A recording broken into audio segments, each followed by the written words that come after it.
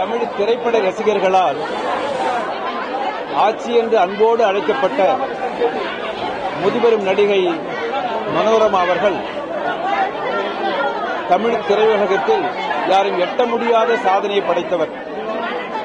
1200க்கும் மேற்பட்ட படங்களில் நடித்து கின்னஸ் ரெக்கார்டில் இடம்பெற்றவர். திரையுலகில் அவருடைய பங்களிப்புக்காக பத்மஸ்ரீ விருது பெற்றவர். அவருடைய மறைவு என்பது தமிழ் திரையுலகத்திற்கு மட்டுமல்ல, தமிழ் சமூகத்துக்கே பேரிழப்பாகும். பழம்பெரும் நடிகை மனோரமா அவர்களின் இழப்பு ஈடு செய்ய முடியாத ஒரு இழப்பாகும்.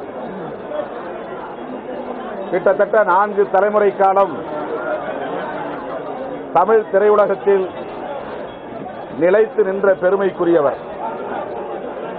நடிகர் திலகம் சிவாஜி கணேசன், மக்கள் திலகம் எம்ஜிஆர் உள்ளிட்ட அரும்பெரும் கலைஞர்களுடன் இணைந்து பணியாற்றியவர். தமிழ் திரையுலகில் தனி முத்திரை பதித்தவர். இறுதி வரையில் தன் சொந்த குரலிலேயே பாடியவர். நடிப்புக்கென்றே பிறந்தவர் என்றால் அது அம்மையார் மனோரமாவைத்தான் குறிப்பிட வேண்டும். பல வகையான நூற்றுக்கணக்கான பாத்திரங்களை ஏற்று அந்த பாத்திரங்களின் குணங்களை எல்லாம் முழுமையாக வெளிப்படுத்தி காட்டிய தலை சிறந்த கலைஞர் அம்மையார் அவர்கள்.